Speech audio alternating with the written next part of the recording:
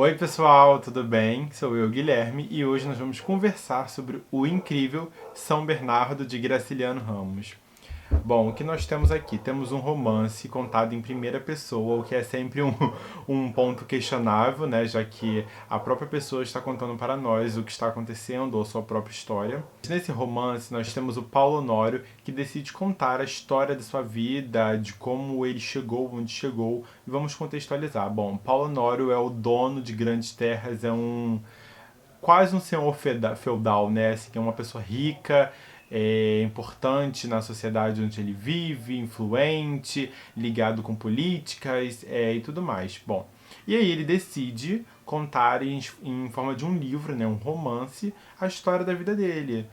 E é engraçado porque até mesmo na questão de escrever um livro sobre sua própria vida, ele explora é, as funções, ele designa, né, as funções, né, desse tal ato para outras pessoas. Ele está sempre a todo momento explorando as pessoas e as suas qualidades, né, como ele diz, os seus atributos. Cada pessoa tem uma utilidade na Terra e ele está ali para explorar cada uma dessas qualidades. Bom, e aí nós vamos conhecendo aos poucos cada uma dos fragmentos, né, da personalidade dele. De onde ele veio, como ele foi criado, por quem ele foi criado. E é interessante saber quais são as motivações dele para adquirir, e eu acabei esquecendo de falar, ele é atualmente, né, enquanto ele está nos contando, o dono das terras de São Bernardo, que traz o nome ao livro. São Bernardo não é uma pessoa, é um espaço de terras, é um sítio, não sei explicar muito bem como é que a gente pode chamar aquilo. É muito interessante como é que a gente vai descobrindo quais são as motivações dele para que ele tenha esse espaço de terra, né? Porque assim, é uma obsessão muito constante. E aí a gente descobre porque foi onde ele foi criado e onde ele foi expulso de uma maneira da vida dele, ele acabou sendo preso por um acontecimento e por isso quando ele sai da cadeia, ele sai determinado a se tornar uma pessoa influente, uma pessoa, né, importante na sociedade, e ele quer porque quer conquistar as terras de São Bernardo. E ele as conquista. Só que a maneira como ele conquista já não é tão moral, né? Não é moralmente correta. E aí nós vamos conhecendo outras figuras importantes, né, na história da vida dele, como João Gondim, e outras pessoas, como nós temos como se fosse um segurança dele, temos um jornalista que acaba se afeiçoando muito a ele também. Temos mais quem? Temos um médico. E aí chega um determinado momento da vida dele que ele conquista o que ele estava pretendendo, que eram as terras de São Bernardo, e ele decide que ele precisa de uma família, ele precisa constituir uma família, ele precisa de uma esposa e precisa ter um herdeiro. E aí ele começa a se engraçar, né, a se afeiçoar um pouco mais por Madalena, uma professora, né, dessa cidade onde todos eles moram. E, a princípio, Madalena e a sua tia, Dona Glória, são um pouco relutantes, né, a toda essa ideia, mas ele vai lá e ele joga uma real pra ela. Ele fala: olha, eu tenho quase 50 anos, você já passou também da idade de casar, você já tem quase 30 anos, eu acho que vai ser bom pra todos nós, eu preciso de uma família e estou oferecendo pra você um lar confortável, uma vida confortável, muito melhor do que essa que você tem. Então eles acabam constituindo uma família, né? Eles dois se casam e, tipo, não demora muito, coisa de uma semana. Se casam e tem um filho.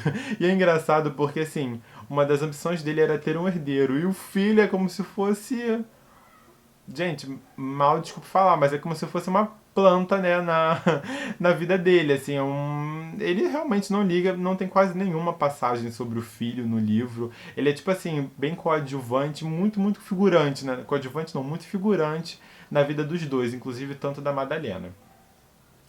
Bom, e aí, como eu fui dizendo, nós vamos aos poucos conhecendo, sempre um pedaço novo, né, da personalidade dele, porque a gente sabe desde o começo que ele é um cara muito explosivo, muito ambicioso e capaz de fazer loucuras pelo que ele deseja. Mas a gente também conhece um lado dele que é o pior lado, né, que ele tem a nos mostrar, que é o lado ciumento dele. Ele desenvolve um ciúmes obsessivo por Madalena. A todo momento ele acha que Madalena está tendo um caso com alguma outra pessoa, sendo que Madalena é como se fosse uma santa na Terra, na vida dele, para aguentar aquele homem monstruoso. e ele começa com essa obsessão de achar que Madalena está tendo um caso com tal pessoa. Só que esses ciúmes, né, essa possessão que ele acredita ter sobre Madalena, ele não tem somente sobre ela, é uma parte, é uma característica, né, dele. Ele acha que ele tem direito sobre todas as pessoas, sobre todas as coisas que estão debaixo de seu próprio teto. A maneira como ele trata seus funcionários, né, sobre pontapés, sobre agressões, a maneira como ele trata os seus funcionários mais próximos, né, que deveriam ser seus amigos, também todo momento com agressões verbais, com ignorância. Então a gente percebe que isso é um fato, é uma coisa constante na vida dele. Por consequência desse tratamento, né, dele com essas coisas, muitas coisas trágicas vão acontecendo na vida dele. E isso é um dos motivos pelos quais ele decide escrever o livro, para que ele possa entender melhor o porquê a sua vida tenha tido esse rumo, né? Por que a vida dele chegou a esse estado como chegou no final da história, que eu não vou contar, porque eu acho que vai perder um pouco a graça, né, das pessoas lerem. Mas ele tenta um pouco uma reconstituição, né, dos fatos, assim, da vida dele. Mas em momento nenhum ele se ausenta de culpa, ele sabe que muitas das coisas que aconteceram foram de fato culpa dele, pelo jeito dele explosivo de ser, por tratar as pessoas como se elas fossem pedras, como se elas fossem plantas, né, sem humanidade nenhuma. Inclusive isso é um ponto legal, porque até que no final do livro nós temos um texto, nós temos um pós-fácil, né, de um autor super interessante, e ele fala pra gente, né, que essa monstruosidade do Paulo Honório não é só presente nas atitudes dele, mas também na mudança física, né? A gente vai observando que ele vai se retratando e vai se descrevendo como uma pessoa muito monstruosa, com uma aparência monstruosa, com mãos gigantescas, com muitos pelos no corpo, né? Como se ele fosse um lobisomem. E é legal a gente associar, né, essa mudança comportamental dele com essa mudança física, ou pelo menos a maneira como ele se enxerga. E bom, sobre a história é isso que a gente precisa conversar, né? Toda essa reconstituição. O livro é uma reconstituição da vida de Paulo Honório e ele que está contando pra gente. Ele está narrando toda a vida dele. Mas o interessante, só fazendo um adendo, o interessante desse narrador em primeira pessoa é, como eu disse, ele conta de fato a história da vida dele. Ele não ele não tenta dar uma curva, ele não tenta se esquivar de toda a culpa dos acontecimentos que aconteceram, tá? Acontecimentos que aconteceram foi bem esquisito. Bom, esse livro, agora vamos falar um pouco mais sobre as curiosidades do livro. Esse foi o segundo romance que o Graciliano Ramos escreveu. Depois de Caetés veio esse. Inclusive aqui no livro nós temos como se fosse uma partezinha, uma linha do tempo, né, sobre a vida de Graciliano Ramos. Temos uma cronologia sobre desde quando ele nasceu até quando ele morreu, e também temos falando sobre as obras de Graciliano. E comparando com Vidas Secas, porque é um pouco difícil da gente falar sobre esse livro e não citar Vidas Secas, né, que é o maior livro desse autor, é um livro um pouco inferior. Ele não tem a mesma capacidade narrativa do Vidas Secas. Você se envolve, mas nem tanto. Ele não tem uma carga emocional muito pesada. Isso a gente pode levar em consideração porque em Vidas Secas a gente recebe a história pelos olhos, pela visão de pessoas que estão sofrendo com tudo aquilo. E em São Bernardo, ele que está fazendo com que as pessoas sofram. Então é um pouco mais difícil de ter empatia por ele e se apaixonar, né, pela narrativa que ele está contando pra gente. E também a maneira como o livro é escrito é como se fosse uma maneira falada. Ele é escrito como a gente fala. Assim, não a gente aqui, pelo menos não aqui no Rio de Janeiro, né, mas talvez no Nordeste nós conseguimos encontrar um pouco mais dessa regionalidade muito, muito presente aqui no livro, tá? Mas no começo você dá uma estranhada, assim, porque a narrativa é um pouco informal demais. Mas aí depois que você se acostuma, ele é meio parecido com o Grande Sertão Veredas, só que ele não é comparado não tem aquela mesma dificuldade, né, de Grande Sertão Veredas, porque Grande Sertão é dificílimo, né. A interpretação, né, desse livro é também muito mais fácil do que a de Vidas Secas, porque as passagens são um pouco mais energéticas, né? Tem muito mais ações, até mesmo pelo tão explosivo que ele é. Muito ruim que me incomodou nesse livro, que são as citações demográficas, né? A questão ambiental, das terras. Essas passagens são extensas demais, eu acho que elas poderiam ter sido muito evitadas. Claro que como falar isso agora, porque já é um livro que foi escrito há mais de 70 anos, mas assim, pelo menos a mim não me interessou tanto, entendeu? Essa questão da terra, esse apoderamento muito mais dele. Eu acho que se o livro focasse um pouco mais nas questões políticas, né, sociais da época, porque o livro foi escrito entre a década de 30 e a década de 40. Então, a segunda fase do modernismo, né? Então, essas questões sociais, econômicas, sempre estavam muito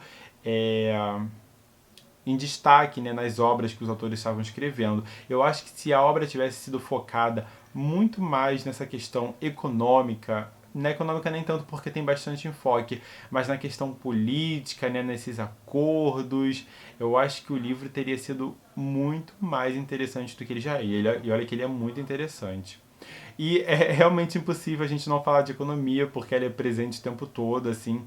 Ele mesmo diz pra gente que ele é um cara muito leigo, que ele não tem muito estudo, que ele sabe ler com muita dificuldade, mas na economia ele, assim, ele é como se fosse um gênio, né? Um magnata do dinheiro. Como ele consegue enganar as pessoas e oferecer empréstimos e receber muitos juros e cobrar as pessoas com muito fervor. É muito engraçado e muito interessante de acompanhar, até mesmo porque eu estudo, né, essa questão mais de exatas, é a minha matéria de estudo, né, de graduação, então eu gosto de ler livros que tenham essa questão econômica mais presente. Bom, eu acho que é um livro que todas as pessoas poderiam conhecer. Talvez não seja um livro que vá agradar a todos, porque não é um livro que tem muitas reviravoltas, assim. O final eu confesso que eu não estava esperando, né? Eu não vou contar o que aconteceu. Realmente acho que não vai perder um pouco a graça se eu contar o que aconteceu. Mesmo sendo um livro bem antigo, né? Acho que as pessoas talvez ainda não conheçam, porque eu pelo menos não desconfiava. Mas eu li esse livro na intenção de um ponto. Eu realmente acreditava que fosse acontecer esse ponto. Não vou dizer que sim ou não, se aconteceu ou não, mas essa era a minha intenção de ler esse livro, que era um pacto fáustico, um possível pacto fáustico dentro desse livro. E bom, não vou contar pra vocês se há ou não, até porque os pactos fáusticos, eles são sempre essa dúvida, né? A gente nunca sabe se eles de fato estão acontecendo ou não, a não ser em próprio Fausto do Goethe, que isso daí tá bem na cara. Mas enfim, recomendo que vocês leiam esse livro, deem uma chance. Esse é um autor que ele é bastante comentado, mas naquele nicho Vidas Secas. Ele fica muito em Vidas Secas e eu acho que existem muitos outros livros bons dele que as pessoas poderiam dar mais ênfase, conhecer mais, ler mais, divulgar mais, e São Bernardo merece. É um livro muito vívido, com muitos detalhes. Eu estava adorando a experiência dessa leitura, imaginando os detalhes assim da cidade, os tijolos, as construções, sabe? Pô, inclusive eu tô lembrando agora, tá me dando assim uma vibe super maneira. Então, eu acho que é um livro que vocês precisam conhecer. Pode ser que não agrade todos, até mesmo não me agradou tanto algumas partes assim da narrativa, apesar dela ser bem energética, né, bem fluida, né, de fato. As horas que eu fiquei um pouco cansado, assim, mesmo pela forte regionalidade que tem no livro, assim, algumas palavras estava encontrando muita dificuldade, algumas passagens, desculpa, estava encontrando muita dificuldade de prosseguir, mas o final ele vale muito a pena, não é à toa que é um dos clássicos, né, da literatura brasileira, então eu acho que sendo um clássico que inspirou tantas outras histórias, acho que vale um pouco, né, vale a pena a gente gastar o nosso tempo, tá bom? Então é isso, o vídeo de hoje foi esse. Se você gostou, se você já leu esse livro, me deixa aqui nos comentários, fala alguma coisa, vamos interagir. Porque é muito importante essa interação aqui nos comentários, eu disse isso em outros vídeos. Deixa um like, se inscreve no meu canal e ativa os sininhos, tá bom? E o link, caso você tenha interesse em adquirir o livro, seja ele na versão de Kindle, né, no e-book ou físico, vai estar aqui na descrição, tá bom? Então, se você tiver interesse em adquirir pelo meu link, você vai estar me ajudando sem pagar nada mais por isso, e eu vou te agradecer profundamente, tá bom? Então, obrigado por ter assistido, ó. Leiam São Bernardo. Um beijão, até o próximo vídeo. Opa.